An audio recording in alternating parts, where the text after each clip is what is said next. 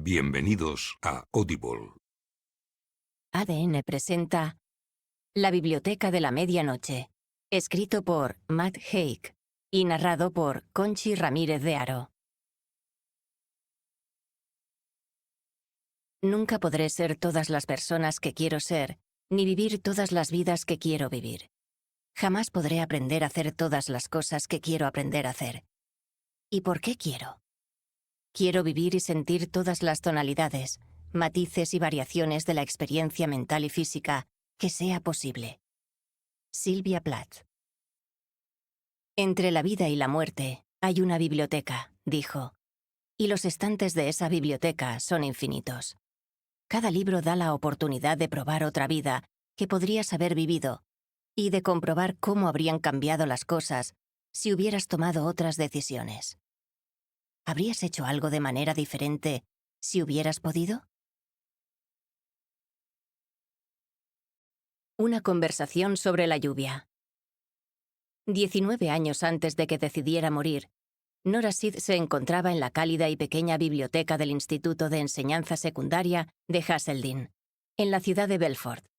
Sentada ante una mesa baja, contemplaba un tablero de ajedrez.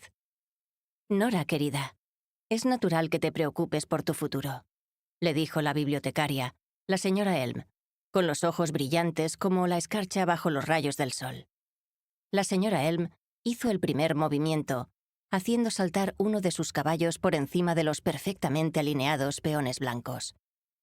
«Por supuesto, debes dedicarles tiempo a los exámenes, pero podrás ser lo que quieras ser, Nora. Piensa en todas las posibilidades que existen. Es emocionante». «Sí, supongo. Tienes por delante toda una vida. Toda una vida. Podrías hacer cualquier cosa. Vivir en cualquier sitio. En algún sitio menos frío y menos húmedo, quizás». Nora hizo avanzar un peón 2 casillas. Era difícil no comparar a la señora Elm con su madre, que trataba a Nora como un error que debiera ser corregido. Por ejemplo, cuando era bebé, a Nora la oreja izquierda le sobresalía más que la derecha. Su madre, preocupada, se la pegaba al cráneo con cinta adhesiva y le encasquetaba encima un gorrito de lana.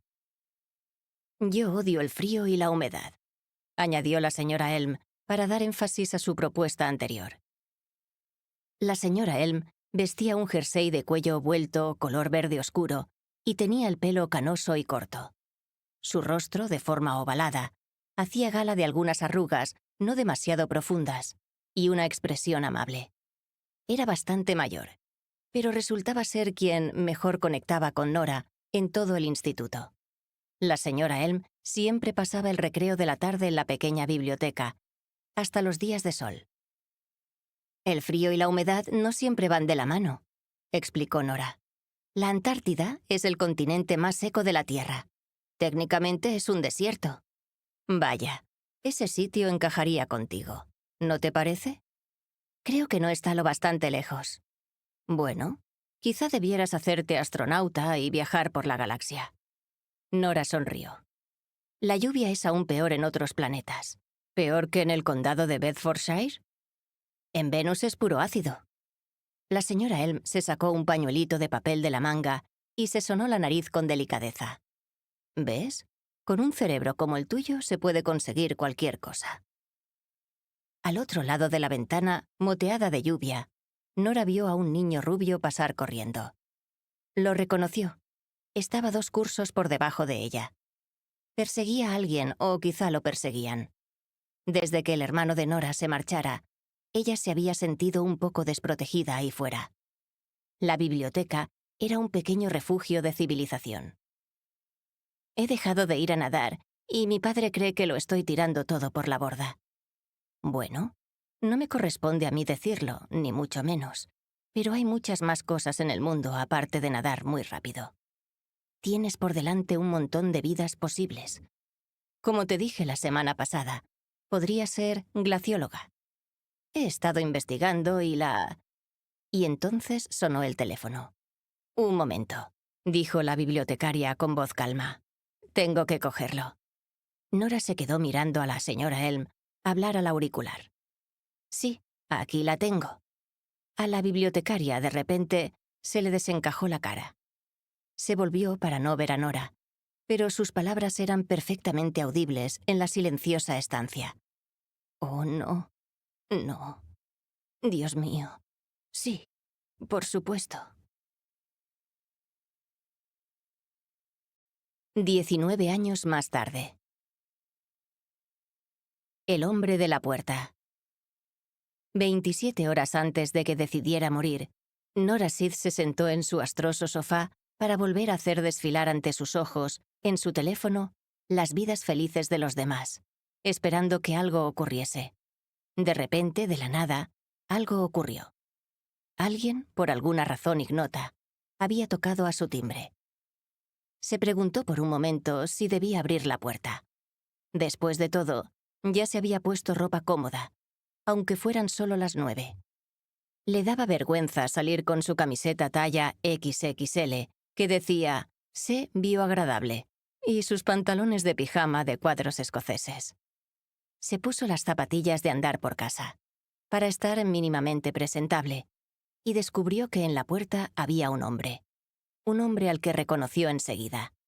Era alto y desgarbado, y tenía un rostro aniñado y amable, aunque su mirada era luminosa y aguda, como si pudiera ver a través de las cosas. Era bueno ver a ese chico, aunque le había causado cierta sorpresa, especialmente porque iba vestido con ropa de deporte y parecía acalorado y sudoroso, pese al tiempo lluvioso y frío. Verse frente por frente con él la hizo sentirse aún más desaliñada que 5 segundos antes. Se sentía sola. Eso no podía negárselo a nadie. Había estudiado mucho a los existencialistas y sabía que la soledad era parte fundamental del ser humano en un universo falto de sentido en lo más fundamental. Pero era bueno ver a aquel chico. «Ash», dijo ella sonriendo. «Te llamabas Ash, ¿verdad?» «Sí, Ash». «¿Qué te trae por aquí? Me alegro de verte». Unas semanas atrás, Nora estaba sentada al teclado eléctrico, tocando, y él había pasado corriendo por la avenida Bancroft. La había visto en la ventana del 33A y le había dedicado un fugaz saludo con la mano. Ash, un día, años antes, incluso la había invitado a tomar un café. Quizá estuviera por volver a invitarla. «Me alegro de verte yo también», dijo él, pero las tensas arrugas de su frente no decían lo mismo. Cuando Nora charló con él aquella otra vez, en la tienda de música, le había parecido que hablaba con tono despreocupado, pero ahora un peso le lastraba la voz. El chico se rascó una ceja y emitió otro sonido que no acertó a convertirse en palabra completa. «¿Estabas corriendo?» Pregunta absurda. Era evidente que sí.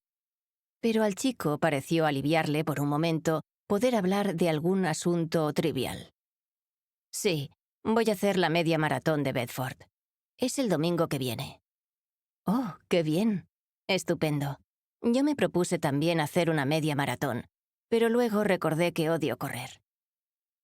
El comentario había sonado más gracioso en su mente que en las palabras que salían de su boca. No odiaba correr. Aún así, la perturbó la seriedad de su expresión. El silencio dejó de ser incómodo para convertirse en otra cosa. «Me dijiste que tenías un gato», dijo él por fin. «Sí, tengo un gato». «Se llama Voltaire, ¿verdad? Un gato romano». «Sí, lo llamo Voltio». Voltaire le parece un poco pretencioso. Resulta que no es superfan de los filósofos franceses del siglo XVIII. Es muy llanote, ¿sabes? Para ser un gato. Ash se miró las zapatillas. «Creo que lo han matado». «¿Cómo dices?» «Le he visto tumbado en la calzada. Le vi el nombre en el collar. Lo ha debido de atropellar un coche. Lo siento, Nora». A Nora la asustó tanto aquella bofetada emocional que no supo más que seguir sonriendo, como si la sonrisa fuera un ancla que la sujetase al mundo en el que había vivido hasta entonces, en el que Voltio estaba vivo, y ese chico al que Nora había vendido varios libros de partituras de guitarra tocaba a su timbre por otra razón muy distinta. Recordó que Ash era cirujano, no veterinario, sino de humanos. Si decía que un ser vivo había dejado de estarlo, probablemente así era. Lo siento mucho, repitió. A Nora la embargó un dolor que le era familiar. Solo la sertralina era capaz de detenerle el llanto en esos casos. «Oh, Dios mío».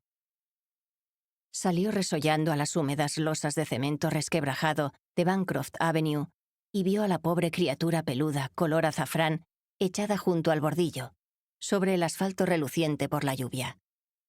Tenía el rostro contra el pavimento y las piernas flexionadas en mitad de un galope, como persiguiendo algún pájaro imaginario. «Oh, Voltio. Oh, Dios mío, Voltio, no». Nora sabía que debería sentir tristeza y desesperación por su felino amigo. Y así era. Pero tuvo que acoger en su seno otro sentimiento más. Mientras contemplaba la expresión quieta y apaciguada de Voltaire, la ausencia total de dolor, notó como una emoción ineludible se forjaba en la oscuridad de sus adentros. La envidia. Teoría de cuerdas. 9 horas y media antes de decidir morir, Nora llegaba tarde a su turno de tarde en teoría de cuerdas. «Lo siento», le dijo a su jefe Neil, que estaba sentado en su despachito, un cuartucho sin ventanas inundado por el desorden. «Se ha muerto mi gato anoche y he tenido que enterrarlo.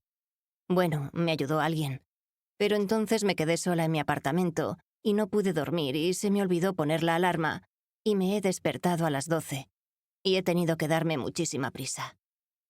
Todo aquello era cierto.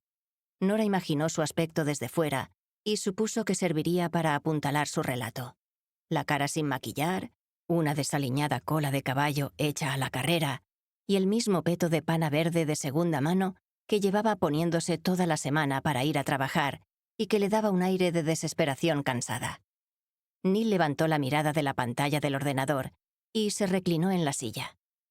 Entrelazó los dedos de las manos, apoyando los índices extendidos uno sobre el otro, formando con ellos una especie de aguja de iglesia que se colocó contra la barbilla, como si fuera un Confucio meditando sobre una verdad universal profundamente filosófica, y no el encargado de una tienda de música lidiando con una dependienta que había llegado tarde. En la pared tenía pegado un enorme póster de Fleetwood Mac, cuya esquina superior derecha se había despegado de la pared y colgaba como la oreja de un perrito. «Mira, Nora, ¿me caes bien?» Neil era inofensivo. Un aficionado a la guitarra de 50 y tantos años, al que le encantaba contar chistes malos y tocaba para los clientes de la tienda pasables versiones de antiguos temas de Bob Dylan. «Y sé que tienes movidas de salud mental». «Todo el mundo tiene movidas de salud mental». «Ya sabes a qué me refiero». «Me siento mucho mejor en general», mintió. «No es un problema clínico. Mi médico dice que es una depresión reactiva. Y bueno, parece que últimamente hay varias cosas a las que reaccionar. Pero no me he tomado ni un solo día libre. Aparte de ese día en el que mi madre... Sí, aparte de ese día». Neil suspiró. Cuando suspiraba, hacía un ruido sibilante por la nariz. Un lúgubre si bemol. «Nora, ¿cuánto tiempo llevas trabajando aquí?» 12 años. Llevaba la cuenta perfectamente. 11 meses y 3 días. Día arriba, día abajo. Eso es mucho tiempo. Siempre he creído que estás destinada a hacer cosas mejores. ¿Tienes 30 y muchos? Tengo 35. Te están pasando muchas cosas. Enseñas a gente a tocar el piano. Tengo un alumno. Neil se sacudió una miga del jersey. ¿Te imaginas pasarte la vida encerrada en la ciudad en que naciste, trabajando en una tienda de instrumentos de música? A ver, ¿qué querías ser de mayor cuando tenías 14 años? ¿Con 14 años? No lo sé. ¿Nadadora, quizá? Había sido la niña de 14 años más rápida de todo el país nadando a mariposa, y la segunda más rápida en estilo libre.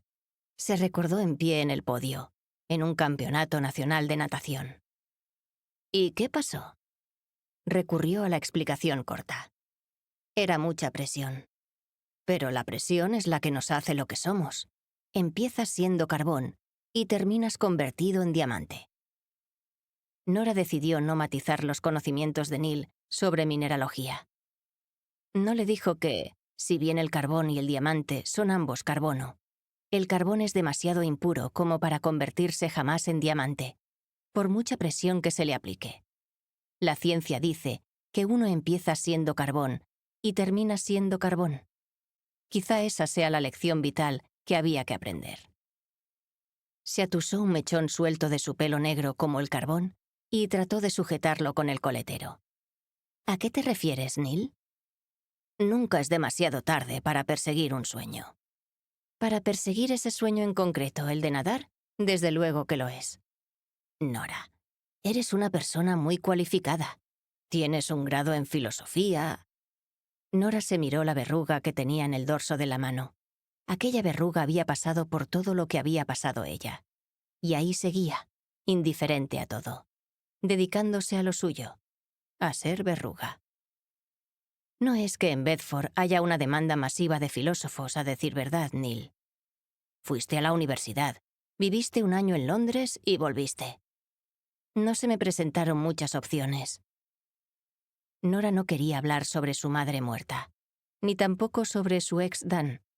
Para Neil, que Nora cancelara su boda 2 días antes de la fecha, le parecía la historia de amor más fascinante desde Kurt y Courtney. Todos tenemos siempre opciones, Nora. Hay una cosa que se llama libre albedrío. Bueno, si te adhieres a una visión determinista del universo, no. Pero, ¿por qué quisiste trabajar aquí? Era o aquí o en el refugio de animales. Aquí pagabais mejor. Y bueno, ya sabes, la música... Estabas en un grupo. Con tu hermano. Sí, los laberintos. Pero no teníamos futuro. Tu hermano no opina lo mismo. A Nora esta observación la cogió por sorpresa. ¿Joe? ¿Cómo lo sabes? Estuvo aquí y compró un ampli. Un Marshall DSL-40. ¿Cuándo? El viernes. ¿Ha estado en Bedford? A menos que fuera un holograma como el de Tupac en aquel festival. Probablemente habría ido a visitar a Ravi, pensó Nora. Ravi era el mejor amigo de su hermano. Joe había tirado la toalla con la guitarra y se había mudado a Londres, donde tenía un empleo de mierda en una empresa tecnológica que odiaba. Ravi, sin embargo, se había quedado en Bedford. Ahora tocaba en un grupo de versiones llamado Los Cuatro del Matadero, que daba conciertos por los pubs de la zona. Vaya, qué curioso. Nora estaba bastante segura de que su hermano sabía que el viernes era su día libre. Caer en la cuenta de eso le provocó un agujazo en el estómago. «Yo soy feliz aquí», continuó Nora, retomando el asunto. «No, no lo eres. Pero lo que tú digas». Neil tenía razón. Nora tenía una herida muy dentro del alma, y la herida supuraba. Su propia mente había tirado la toalla. Ensanchó la sonrisa. «Lo que quiero decir es que estoy contenta en este trabajo. Contenta, satisfecha. Neil, necesito trabajar». Eres una buena persona. Te preocupas por las cosas que pasan en el mundo. Los sin techo, el medio ambiente. Necesito trabajar. Neil volvió a su pose de Confucio. Lo que necesitas es libertad. No quiero libertad. Esto no es una ONG, Nora. Aunque he de decir que, si continuamos por este camino, pronto lo será. Escucha, Neil. ¿A qué se debe todo esto? ¿Es por lo que te dije la semana pasada? ¿Lo de que tienes que modernizar algunas cosas? Mira, se me han ocurrido algunas ideas para hacer que la gente más No, atajó Neil a la defensiva. Esta tienda solo vendía guitarras. Teoría de cuerdas, lo pillas, ¿no? Me diversifiqué. Hice que la cosa funcionara. Lo único que ocurre es que las cosas ahora vienen mal dadas. Y no puedo estar pagándote para que me espantes a los clientes poniéndoles cara de domingo nublado. ¿Qué? Nora, me temo... Hizo una pausa de unos segundos, los mismos que lleva a levantar un hacha en el aire. Me temo que voy a tener que despedirte. Vivir es sufrir. 9 horas antes de que decidiera morir, Nora se dio un paseo sin rumbo por Bedford. La ciudad era una cinta transportadora de desesperanza. El centro deportivo, esa mole gris a la que su padre acudía antiguamente a verla hacer largos, el restaurante mexicano al que llevaba a Dan a cenar fajitas, el hospital donde trataron a su madre. Dan le había escrito un mensaje el día anterior. Nora, echo de menos tu voz. ¿Podemos hablar? Dan, besos. Ella le contestó que se sentía histérica hasta el ridículo. Emoticón o risa. Le habría resultado imposible enviarle cualquier otro mensaje, no porque no sintiera ya nada por él, sino por todo lo contrario. No podía arriesgarse a hacerle daño de nuevo. Le había arruinado la vida. Mi día a día es un caos. Le había escrito borracho en un mensaje, poco después del día de aquella boda, que nunca llegó a celebrarse. El universo tendía hacia el caos y hacia la entropía. Era termodinámica básica. Quizá fuese existencia básica también. Pierdes tu empleo y entonces empiezan a pasar otras cosas igual de jodidas. El viento ululaba entre las ramas de los árboles. Empezó a llover. Se dirigió a refugiarse bajo la marquesina de una tienda de periódicos y revistas, la profunda convicción, como se demostraría, nada desencaminada, de que las cosas no iban a dejar de empeorar. Puertas. 8 horas antes de que decidiera morir, Nora entró en la tienda de periódicos. ¿Llueve mucho?, preguntó la mujer que atendía tras el mostrador. Sí, respondió Nora sin levantar la cabeza. Su desesperación crecía como un peso que no fuera capaz de acarrear. Vio en el expositor un número de National Geographic. Observó la portada de la revista, en la que aparecía la imagen de un agujero negro, y llegó a la conclusión de que eso era lo que ella era. Un agujero negro. Una estrella moribunda, colapsando dentro de sí misma. Su padre había estado siempre suscrito a National Geographic. Nora recordó un artículo sobre las Svalbard, el archipiélago noruego situado en el Océano Ártico. Jamás un lugar le había parecido tan lejano. Había leído sobre los frailecillos y sobre las investigaciones de los científicos en los glaciares y fiordos helados.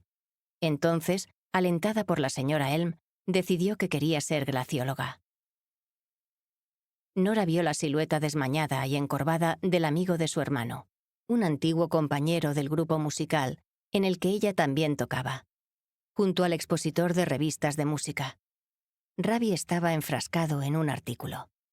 Nora debió de permanecer ahí, parada junto a él, durante una milésima de más, porque cuando dio un paso al lado para alejarse, oyó cómo la llamaba.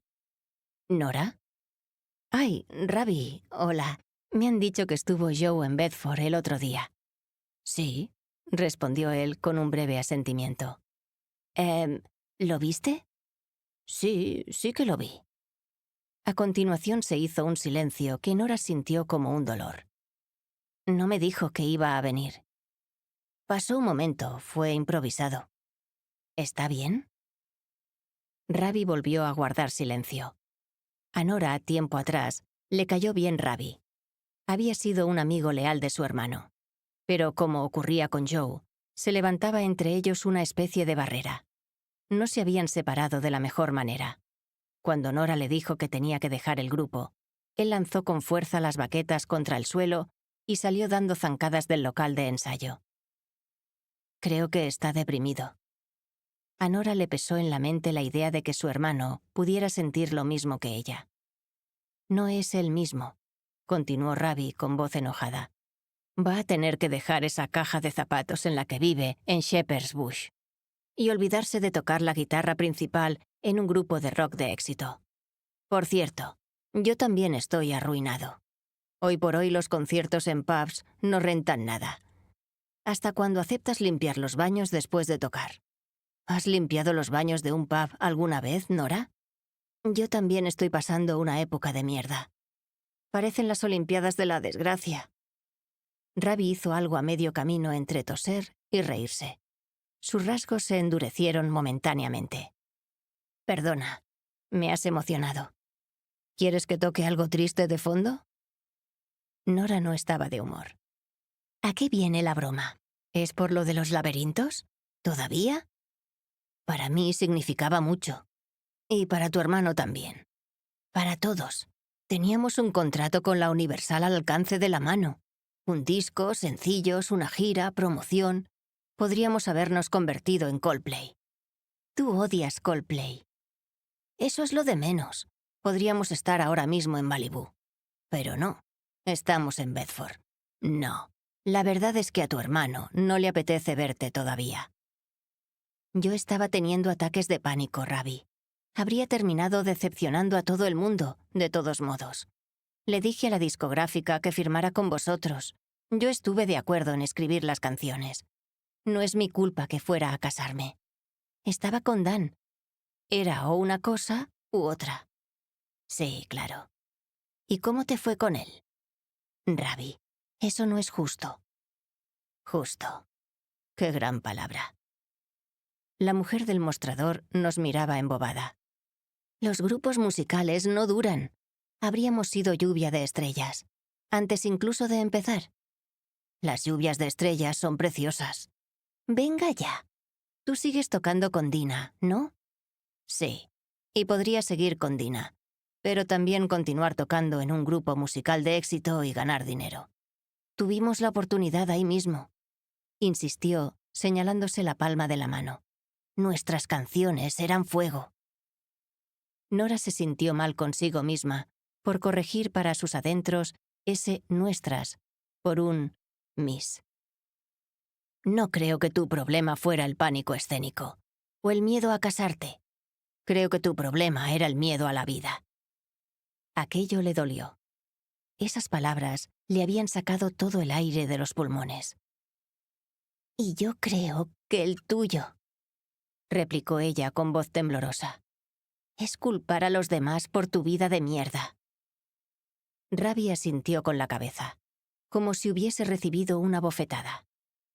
Nos vemos, Nora. Saluda a Joe de mi parte, pidió ella mientras él salía de la tienda a la lluvia de la calle. Por favor. Vio por el rabillo del ojo la portada de la revista Tu Gato. Un gato romano. Le pesaba la mente, como una sinfonía romántica, como si el fantasma de un compositor alemán viviera atrapado en ella, invocando el caos y la intensidad. La mujer de detrás del mostrador dijo algo, pero Nora no la entendió. ¿Perdón? ¿Eres Nora Sid? La mujer, melenita rubia y rayos uva, se comportaba con un desenfado, una relajación y una felicidad que Nora hacía tiempo que era incapaz de interpretar ante nadie. Estaba echada sobre el mostrador, apoyada con los antebrazos, observando a Nora como quien observa a un lémur en el zoo. Sí, soy Kerry Ain. Te recuerdo del colegio. La nadadora. Un cerebrito también. ¿Cómo se llamaba? Ah, el señor Blandford. ¿No fue él quien organizó una reunión de profes y alumnos como homenaje para ti una vez? Decía que llegarías a los Juegos Olímpicos. Nora asintió con la cabeza. ¿Y fuiste? Bueno, es que lo dejé. Me interesaba más la música en esa época. Y luego, bueno, las cosas de la vida. ¿Y a qué te dedicas ahora? Pues estoy entre varias cosas ahora. ¿Tienes familia? ¿Marido? ¿Hijos? Nora negó con la cabeza, deseando que la cabeza se le desenroscara del cuerpo y cayera al suelo. Su cabeza. Al suelo.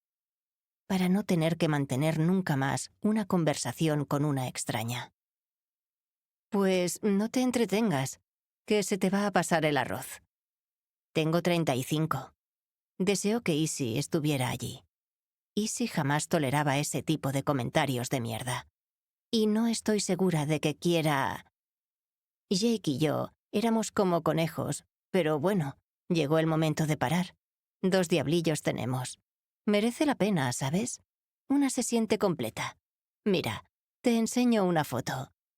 Es que los teléfonos me dan dolor de cabeza. Dan había querido tener hijos. Nora no lo supo nunca. La maternidad la aterrorizaba. El miedo a caer en una depresión más profunda. Si no era capaz de cuidar de sí misma, ¿cómo iba a cuidar de otra persona? ¿Entonces sigues en Bedford? Ajá. Pensé que tú serías la que podría huir de aquí. Me fui, pero volví porque mi madre estuvo enferma. Oh, lo siento. Espero que esté mejor. Tengo que irme. Pero sigue lloviendo. Nora escapó de aquel lugar y deseó que por delante de ella no hubiera sino puertas. Solo puertas, una tras otra, por las que pudiera pasar, una tras otra, para dejarlo absolutamente todo atrás.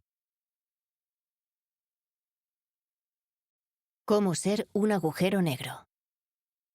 7 horas antes de que decidiera morir, Nora caía en barrena y no tenía a nadie con quien hablar. Su última esperanza era su antigua mejor amiga, Izzy, que estaba a más de 10.000 kilómetros, en Australia. Las cosas entre ellas también se habían enfriado últimamente. Sacó el móvil y envió a Izzy un mensaje. «Hola, Izzy. Llevamos tiempo sin hablar. Te echo de menos, amiga. Sería maravilloso ponernos al día. BS». Borró el BS y lo sustituyó por un besos. No pasó ni un minuto antes de que apareciera la marca de leído. Nora esperó en vano a que apareciesen los 3 puntitos ondulantes. Pasó por delante de un cine en el que estrenaban esa noche la nueva película de Ryan Bailey, una ñoña comedia romántica ambientada en el salvaje oeste titulada El Salón de las Últimas Oportunidades. Ryan Bailey siempre tenía cara como de conocer cosas profundas e importantes. Nora lo había amado desde que lo viera interpretar a un pensativo Platón en la serie televisiva Los Atenienses, y desde que contase en una entrevista que había estudiado filosofía. Se imaginaba manteniendo con él profundas conversaciones sobre Henry David Thoreau, a través de un velo de vapor, en el jacuzzi de su casa de West Hollywood. «Sigue con confianza el rumbo de tus sueños», había dicho Thoreau. «Vive la vida que habías imaginado». Thoreau había sido su filósofo favorito cuando estudiaba. Sin embargo, ¿quién sigue realmente con confianza el rumbo de sus sueños? Aparte de Thoreau, claro. Él se había ido a vivir al bosque, rechazando cualquier contacto con el mundo exterior para sentarse a ver los árboles, escribir, cortar leña y pescar. La vida, en cualquier caso, era más sencilla probablemente hace 2 siglos en Concord, estado de Massachusetts, que hoy en Bedford, condado de Bedfordshire. O quizá no lo era. Quizá a ella la vida se le daba fatal, sin más. Pasaron horas enteras. Quería encontrar un propósito, algo que le diera un motivo para vivir. Pero no tenía nada. No tenía siquiera ese pequeño cometido de llevarle sus medicinas al señor Banerjee, su vecino, pues lo había hecho hacía 2 días. Quiso darle a un hombre que vivía en la calle una limosna, pero se dio cuenta de que no llevaba dinero encima. «Alegra esa cara», le dijo alguien. «Si lloras por haber perdido el sol, las lágrimas no te dejarán ver las estrellas». No veré ni el sol ni las estrellas. Yo soy el agujero negro. Antimateria. 5 horas antes de que decidiera morir, caminando de vuelta a casa, el móvil le vibró en la mano. Quizá fuera Izzy. Quizá Ravi le había dicho a su hermano que se pusiera en contacto con ella. Pero no. «Oh, hola, Doreen». Doreen le habló con voz agitada. «¿Dónde estás?» La clase de piano. Se le había olvidado totalmente. ¿Qué hora sería? «He tenido un día de mierda, lo siento mucho. Hemos estado 1 hora esperando en la puerta de tu apartamento. Puedo darle la clase a Leo cuando llegue. En 5 minutos estoy». Demasiado tarde. Ya se ha ido con su padre y va a estar con él 3 días. «Ay, lo siento mucho».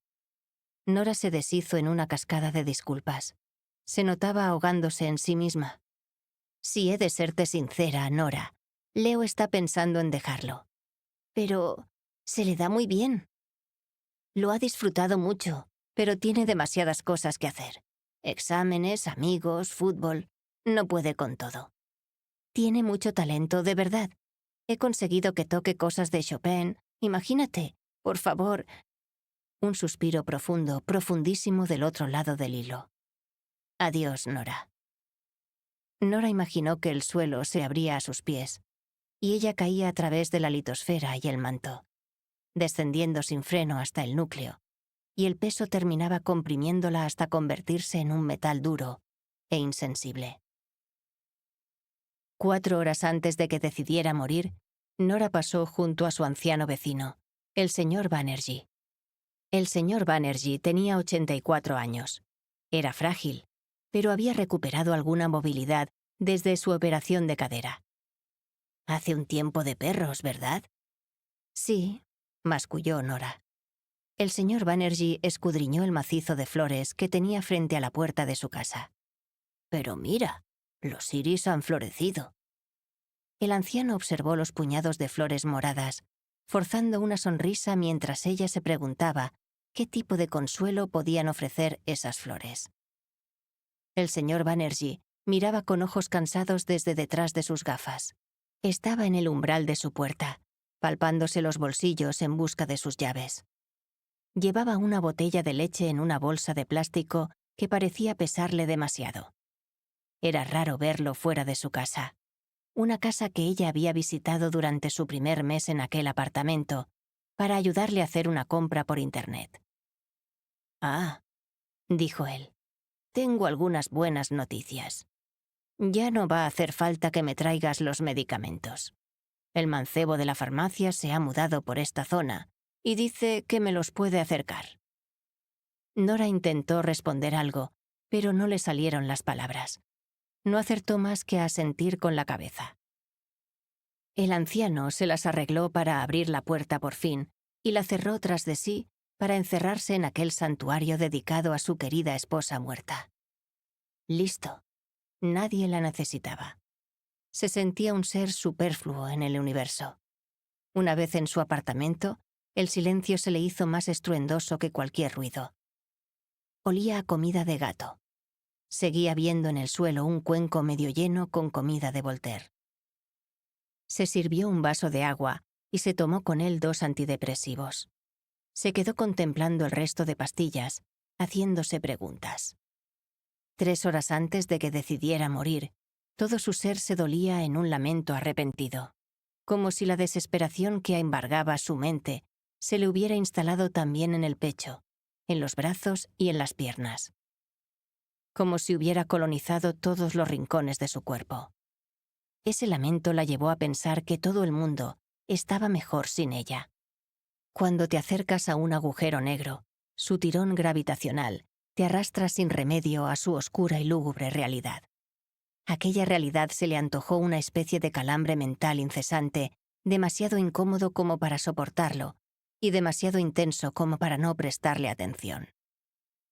Nora echó un vistazo a sus redes sociales. No tenía mensajes, ni comentarios, ni nuevos seguidores, ni ninguna solicitud de amistad. Nora era antimateria autocompasiva. Entró en Instagram y vio que todo el mundo había averiguado cómo vivir, salvo ella. Puso un post bastante disperso en Facebook, una red que ya no utilizaba en realidad. 2 horas antes de decidir morir, abrió una botella de vino.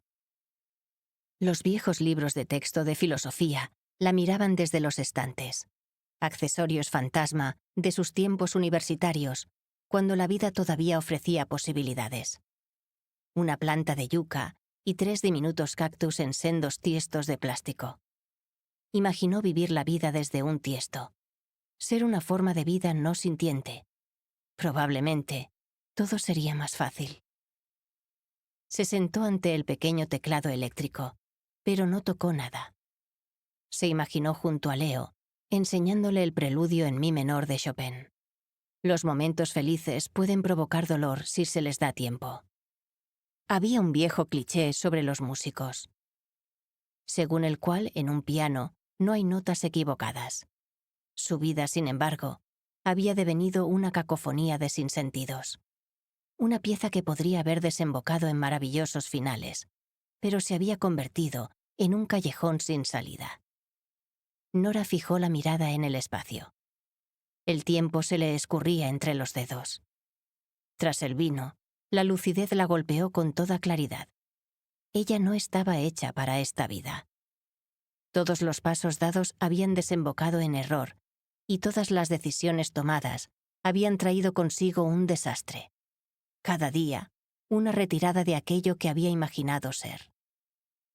Nadadora, música, filósofa, pareja, viajera, glacióloga, feliz, amada. Nada. No había dado la talla ni para dueña de gato, ni para profesora particular de piano 1 hora a la semana, ni para ser humana capaz de conversar. Las pastillas no estaban funcionando. Nora se terminó el vino, la botella entera. «Os echo de menos», dijo al aire, como si la acompañaran en esa habitación los espíritus de todas las personas a las que había amado. Llamó a su hermano, pero Joe no cogió el teléfono. Y Nora le dejó un mensaje de voz en el contestador. «Te quiero, Joe. Solo quería que lo supieras. No hay nada que pudieras haber hecho. Es cosa mía. Gracias por ser mi hermano. Te quiero. Adiós». Empezó a llover otra vez. Se sentó ante la ventana con las contraventanas abiertas, mirando las gotas resbalar por el cristal. Eran las 11:22 de la noche. Solo sabía una cosa con absoluta certeza. No quería llegar al día siguiente. Se incorporó. Buscó un bolígrafo y una hoja de papel. Decidió que era un muy buen momento para morir. Querido o querida, quien seas. Tuve muchas oportunidades para hacer algo de mi vida y las desaproveché todas y cada una de ellas. Gracias a mi descuido y mi mala suerte, el mundo ha tirado la toalla conmigo, así que tiene todo el sentido que yo tire la toalla con él. Si sintiera que es posible quedarme, me quedaría. Pero no es así. No puedo quedarme. Hago la vida peor a los demás. No tengo nada que dar. Lo siento. Trataos bien entre vosotros. Adiós, Nora. 0 horas, 0 minutos, 0 segundos.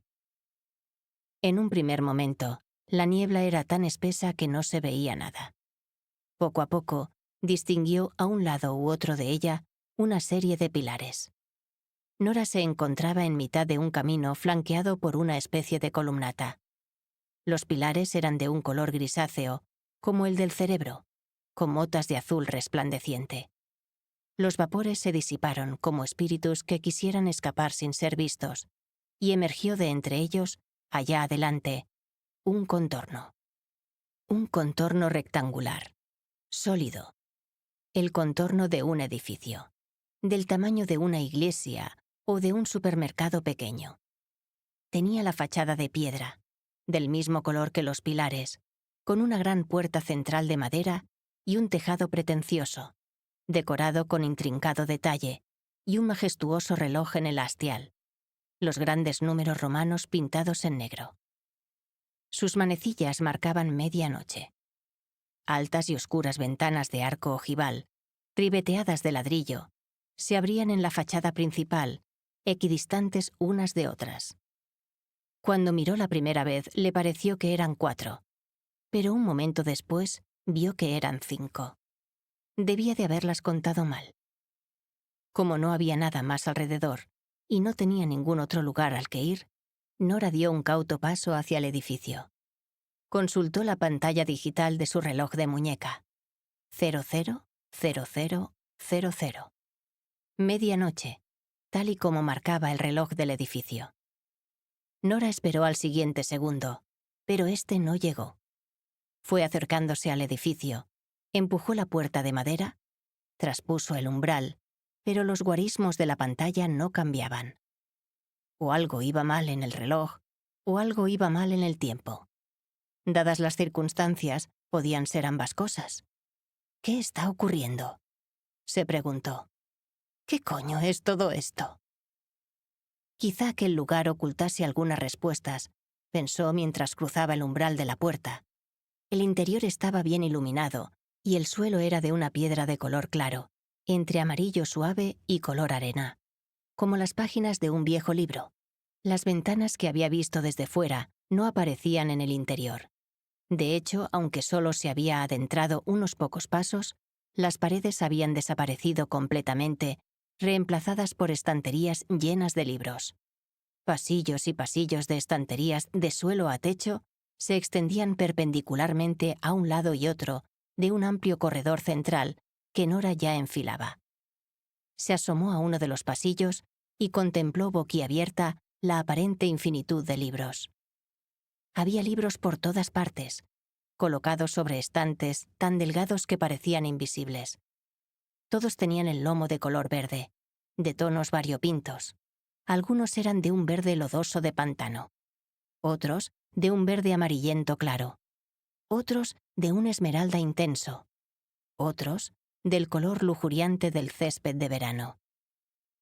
A propósito del césped de verano, pese al hecho de que los libros parecían viejos, el aire de la biblioteca se sentía fresco. Transportaba un aroma a hierba exuberante y a aire libre, no al polvo que suele acumularse entre las páginas de los libros antiguos. Los estantes parecían prolongarse eternamente hacia un lejano horizonte que no llegaba a divisarse, convergiendo en el punto de fuga, como en los trabajos de plástica del colegio. Solo se veían interrumpidos por los ocasionales corredores laterales. Nora escogió uno de estos y se dispuso a caminar. Encontró una nueva intersección y decidió girar a la izquierda. Empezó a sentirse un poco perdida. Buscó una salida, pero no la encontró. Trató de desandar sus pasos hacia la entrada sin éxito. Al final, llegó a la conclusión de que jamás encontraría la salida de aquel lugar. «Esto no es normal», se dijo a sí misma, buscando consuelo en el sonido de su propia voz. «Esto definitivamente no es nada normal». Nora se detuvo y se acercó a una de las estanterías. No figuraban en los lomos ni títulos ni nombres del autor o la autora. Aparte de la diferencia en el tono de verde, la única variación entre unos y otros estaba en el grosor. Eran todos de similar altura, pero unos más voluminosos que otros. Algunos alcanzaban los 4 dedos, y lo sabía que parecían meros folletos. Nora extendió el brazo para sacar un libro. Se había fijado en uno de grosor mediano y un color oliva algo apagado. Parecía polvoriento y gastado. Antes de que pudiera extraerlo completamente de su lugar, oyó una voz a su espalda y dio un respingo. «Ten cuidado», dijo la voz. Y Nora se volvió para ver quién estaba ahí. La bibliotecaria. «Por favor, debes tener cuidado». La mujer había aparecido de la nada. Vestía elegantemente y tenía el pelo corto y canoso, y un jersey verde oscuro de cuello vuelto. Nora le calculó unos 60 años. «¿Quién es usted?». Antes de que hubiese formulado la pregunta, se dio cuenta de que ya conocía la respuesta. «Soy la bibliotecaria», dijo la mujer con modestia fingida. «Esa soy yo». «Sí». Tenía un rostro de rasgos amables que, a la vez, denotaban una grave sabiduría. Llevaba el mismo pelo esmeradamente cortado que había llevado siempre, y su cara tenía el aspecto que Nora siempre había recordado. Ahí, delante de sus narices, tenía a la bibliotecaria de su instituto. La señora Elm. La señora Elm esbozó una leve sonrisa. ¿Quizá? Nora recordó las tardes lluviosas jugando al ajedrez en la biblioteca del instituto. Recordó el día que murió su padre. La señora Elm le dio la noticia con mucho tacto, estando en la biblioteca. Su padre acababa de morir repentinamente de un infarto, en mitad de un campo de rugby, rodeado de los niños del internado en el que era profesor. Nora se quedó aturdida como media hora, mirando con la mente en blanco las piezas de ajedrez, la partida sin terminar. La realidad era demasiado dura para absorberla de un trago.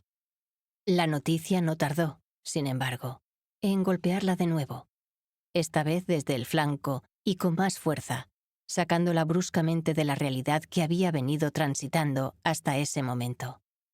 Se abrazó muy fuerte a la señora Elm y se echó a llorar con la cara hundida en su jersey de cuello vuelto hasta que se le desollaron las mejillas por la abrasión de las lágrimas y el tejido acrílico. La señora Elm la había sostenido entre sus brazos y le había acariciado la cabeza como a un bebé, sin lugares comunes ni consuelos vacíos, sin nada que no fuera atención.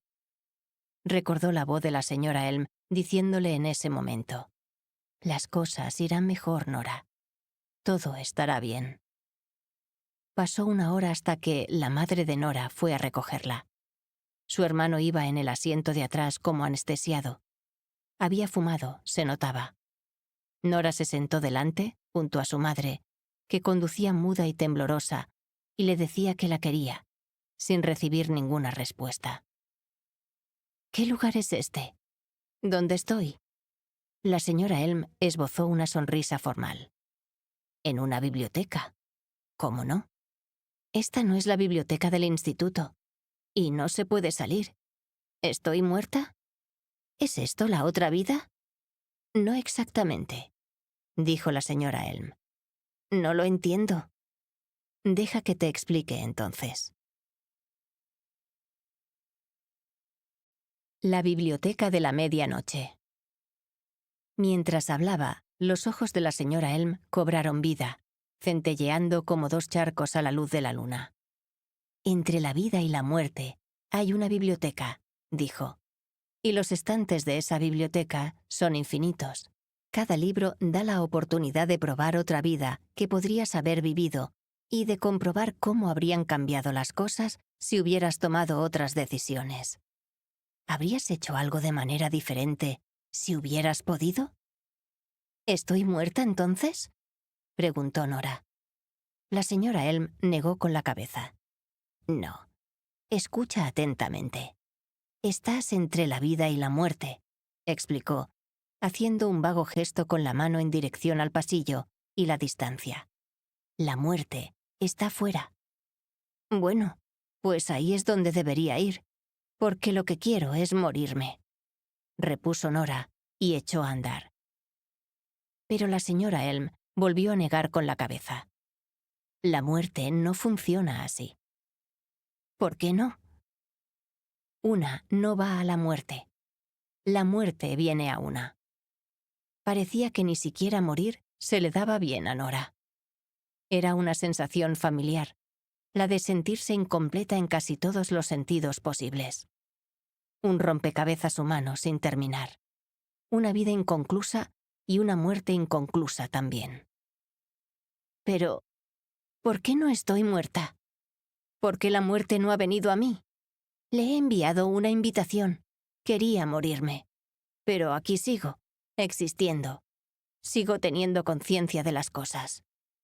«Bueno, si te sirve de consuelo, muy probablemente estés a punto de morir. La gente que pasa por la biblioteca no suele quedarse mucho tiempo, de un modo u otro». Cuando pensó en ello, y cada vez pensaba más en ello, Nora solo se sentía capaz de pensar en ella misma como contraposición a todas las cosas que no era. Las cosas que no había sido capaz de llegar a ser, que eran muchas. Un lamento arrepentido se había activado en modo repetición en su mente. «No he sido nadadora olímpica. No he sido glacióloga. No me convertí en la esposa de Dan. No he sido madre. No he sido vocalista de los laberintos. No he sido capaz de convertirme en una persona verdaderamente buena o verdaderamente feliz. No he sido capaz de cuidar de Voltaire. Y ahora, para rematar, ni siquiera había sabido morirse».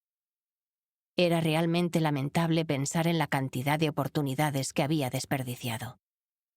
Mientras exista la biblioteca de la medianoche, Nora, estarás a salvo de la muerte. Ahora bien, Debes decidir cómo quieres vivir. Los estantes móviles. Los estantes que Nora tenía a uno y otro lado comenzaron a deslizarse sobre sí mismos horizontalmente.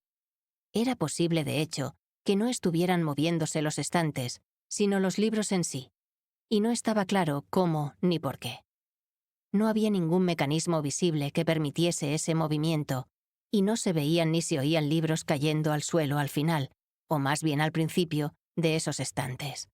Los libros se deslizaban a diferentes velocidades, dependiendo del estante en el que se encontraran, pero todos lo hacían parsimoniosamente. ¿Qué está pasando ahora?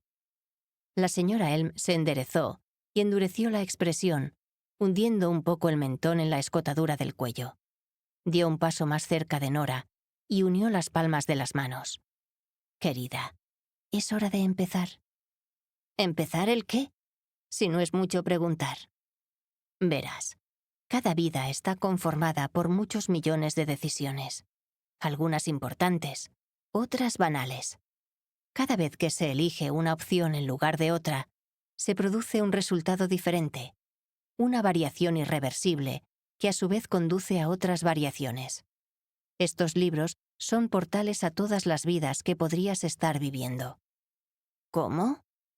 Existen tantas vidas como posibilidades.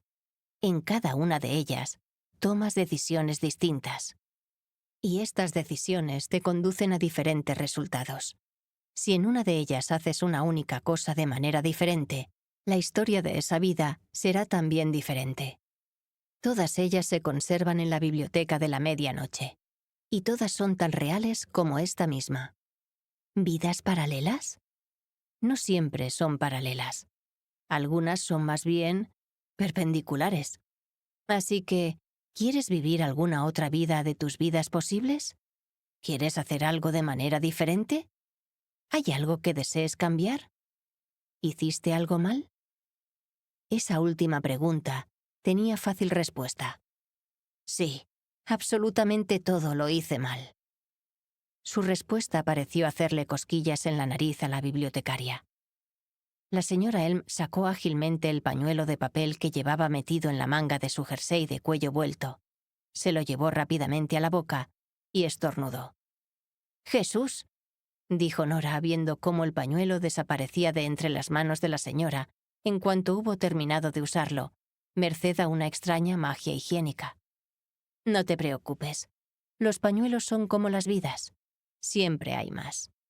La señora Elm recobró su discurso. Hacer una única cosa de manera diferente es a menudo lo mismo que hacer todo de manera diferente. Las acciones no pueden revertirse dentro de la propia vida, por mucho que lo intentemos, pero ya no estás dentro de la vida. Has salido al exterior. Es tu oportunidad, Nora, para comprobar cómo podrían haber sido las cosas. «Esto no puede ser real», pensó Nora. La señora Elm parecía estar al tanto de cualquier cosa que Nora pensase. «Oh, sí que lo es, Nora Sid. Pero no es real tal como has entendido siempre esta palabra. A falta de un término mejor, podría decirse que estás entre un lugar y otro. Esto no es la vida, pero tampoco es la muerte. No es el mundo real en el sentido convencional, pero tampoco es un sueño. No es una cosa ni otra. Es, en resumen, la biblioteca de la medianoche». Los estantes que seguían avanzando lentamente se detuvieron. Nora se fijó en que uno de ellos, situado a su derecha, a la altura de su hombro, parecía vacío. Los libros del resto de estantes que la rodeaban estaban bien apretados unos contra otros, pero en ese había un único libro, tumbado sobre el fino estante de color blanco. Aquel libro no era verde como los demás, sino gris, del mismo color que la fachada de la biblioteca cuando la entrevió a través de la niebla. La señora Elm lo cogió del estante y se lo entregó a Nora. La bibliotecaria la miró con cierto orgullo expectante, como si le hubiera entregado un regalo de Navidad. Parecía ligero en manos de la señora Elm, pero no, pesaba mucho más de lo que parecía. Nora se dispuso a abrirlo. La señora Elm negó con la cabeza. Tienes que esperar siempre a que yo te dé permiso. ¿Por qué? Esta biblioteca es tuya. Está aquí para ti. Todos los libros que se conservan en ella son una versión de tu vida, salvo uno. Las vidas de todos los seres humanos podrían desarrollarse de un número infinito de maneras.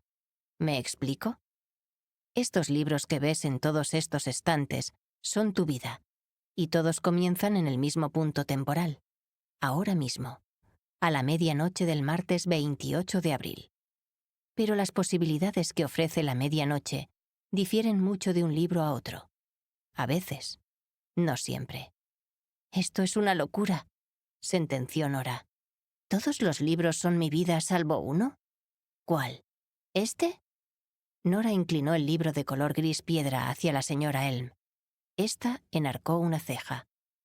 Sí, excepto ese. Este libro lo has escrito tú, sin haber tenido que empuñar siquiera una pluma. ¿Cómo dice? Este libro es la fuente de todos tus problemas y también su solución. Pero, ¿qué es? Se llama, querida, Libro de los Arrepentimientos. El libro de los arrepentimientos. Nora se quedó mirándolo. Advirtió entonces el título, grabado en letra de pequeño tamaño sobre la cubierta. Libro de los arrepentimientos. Cada ocasión en la que te arrepentiste por haber hecho algo o no haberlo hecho, desde el mismo día que naciste, está aquí registrada, explicó la señora Elm, golpeteando la cubierta con un dedo. Tienes mi permiso para abrirlo. Como el libro pesaba tanto, Nora se sentó con las piernas cruzadas en el suelo de piedra, con él en el regazo. Empezó a hojearlo. El libro estaba dividido en capítulos, ordenados cronológicamente por años de vida. 0, 1, 2, 3, hasta los 35. Los capítulos se iban alargando conforme el libro avanzaba año a año. Sin embargo, los arrepentimientos que acumulaba no se referían específicamente a ese año en cuestión. El arrepentimiento hace caso omiso a la cronología. Flota en el tiempo. La secuencia de arrepentimientos contenidos en estas listas varía todo el tiempo. Ajá, entiendo. Supongo que tiene sentido.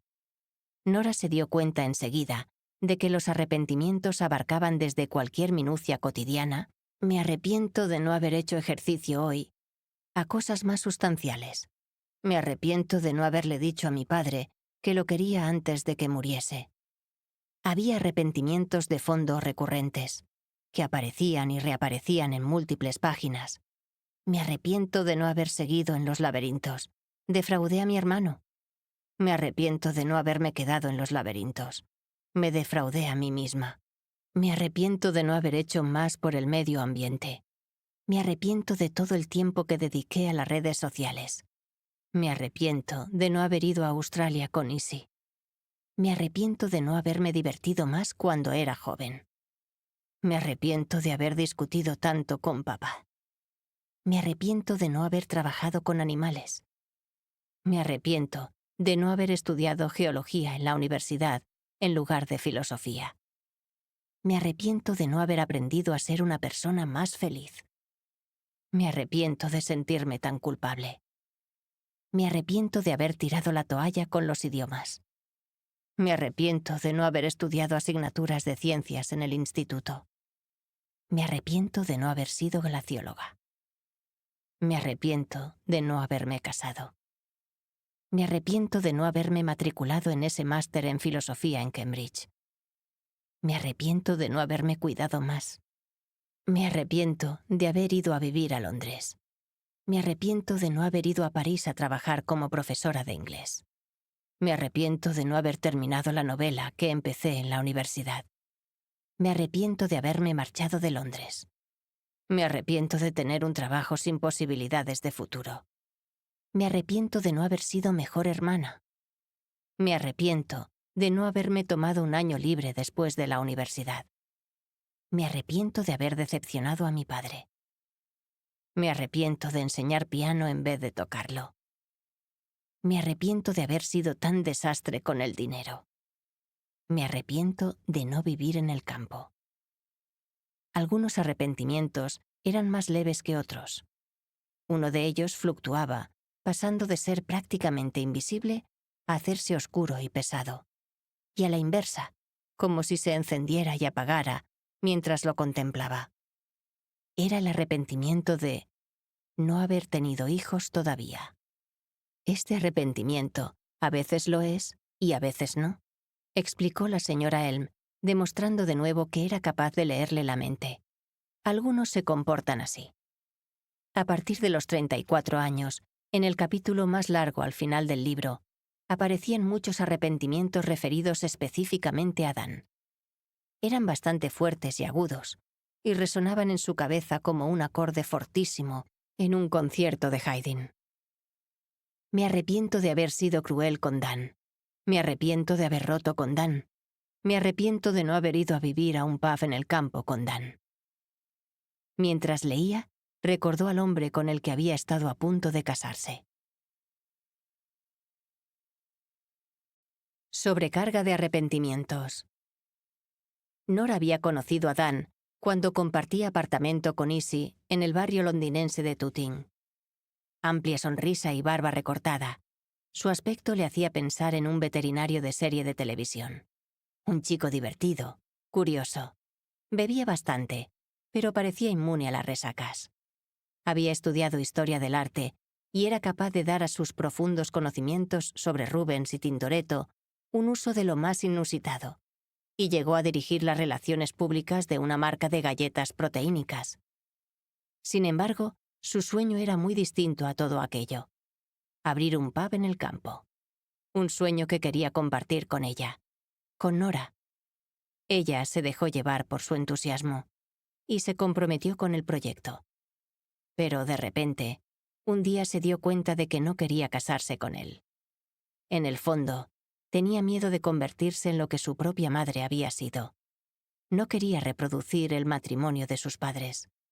Nora escudriñaba el libro de los arrepentimientos y se preguntaba si sus padres se habían enamorado realmente o si se habían casado porque el matrimonio era algo a lo que había que llegar en el momento indicado, con la persona disponible más cercana. Como ese juego en el que tienes que agarrar a la primera persona que tengas al alcance de la mano cuando la música deja de sonar. Ella nunca había querido jugar a ese juego. Temer al amor es temer a la vida, y aquellos que temen a la vida ya están muertos en 3/4 partes. Había escrito el filósofo Bertrand Russell. Tal vez ese era su problema. Tal vez tenía miedo a vivir. Sin embargo, Bertrand Russell había cambiado más de esposa y de amante que de chaqueta, así que no era el más indicado para dar consejos. Cuando su madre murió, 3 meses antes de la boda, aquejó a Nora un dolor indescriptible. Ella había propuesto postergar la fecha, pero por una cosa o la otra, esto no ocurrió, y el duelo de Nora se hizo uno con la depresión, la ansiedad y la sensación de que no tenía control sobre su propia vida. La boda parecía un síntoma más de ese caos vital percibido. Nora se sentía como atada a una vía de tren y la única manera de soltar las cuerdas que la inmovilizaban y liberarse era huir de aquella ceremonia. En realidad, no obstante, quedarse en Bedford, volver a la soltería, dar de lado a Izzy con sus planes de ir a Australia, comenzar a trabajar en teoría de cuerdas y adoptar un gato era, todo ello, lo opuesto a la libertad para ella. «Oh, no», dijo la señora Elm, interrumpiendo el tren de pensamientos de Nora. «Es demasiado para ti». De repente, Nora volvió a sentir toda esa contrición y dolor que le ocasionaba el haber decepcionado a todo el mundo y a sí misma. Ese mismo dolor del que había intentado escapar para siempre no hacía ni una hora. Los arrepentimientos empezaron a enjambrarse. De hecho, el dolor que experimentaba leyendo las páginas abiertas de ese libro estaba siendo, en realidad, más agudo que el vivido mientras vagabundeaba sola por Bedford. El poder que emanaba de todos los arrepentimientos contenidos en ese libro se tornaba por momentos agonía. La culpa, el remordimiento y la pena pesaban demasiado. Se apoyó en los codos. Dejó caer el pesado volumen y cerró los ojos. Apenas podía respirar, como si unas manos invisibles le atenazaran el cuello. «Por favor, quiero que esto pare». «Ciérralo», indicó la señora Elm. «Cierra el libro. No solo los ojos. Cierra el libro. Tienes que cerrarlo tú». Nora sintió que estaba a punto de desmayarse. Se incorporó un poco y colocó una mano bajo la cubierta, que notaba ahora aún más pesada. Al final, no obstante, se las arregló para cerrarlo y resolló aliviada. Todas las vidas empiezan ahora. ¿Y bien? La señora Elm se había cruzado de brazos. Aunque era idéntica a la bibliotecaria de su colegio, sus maneras eran, sin duda, algo más bruscas. Era la señora Elm, pero de alguna manera no lo era. Resultaba muy confuso. «¿Y bien qué?», preguntó a su vez Nora, aún jadeando y aliviada de no tener que sentir la intensidad de todos sus arrepentimientos a la vez. ¿Hay algún arrepentimiento que destaque entre todos? ¿Qué decisión te gustaría deshacer? ¿Qué vida te gustaría probarte? Lo dijo así, con esa palabra. Probarte. Como si estuvieran en una tienda de ropa y Nora pudiera elegir una vida como quien elige una camiseta. Aquel juego se le antojaba cruel. Nora levantó la mirada y por primera vez se fijó en las luces.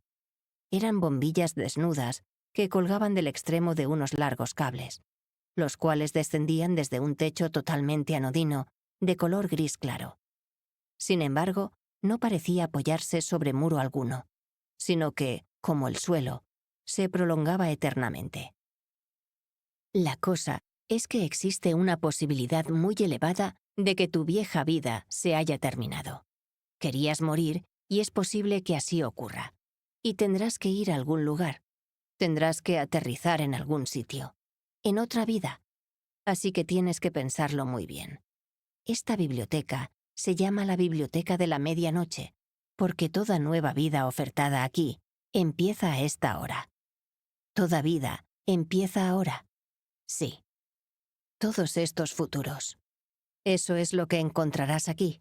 Eso representará el libro que elijas. Cualquier presente posible y el futuro que sobrevenga. ¿En la biblioteca no hay pasados, entonces? No, solo sus consecuencias. Pero estos libros también están escritos, y yo los conozco todos. Tú no los puedes leer. ¿Y cuándo termina cada vida?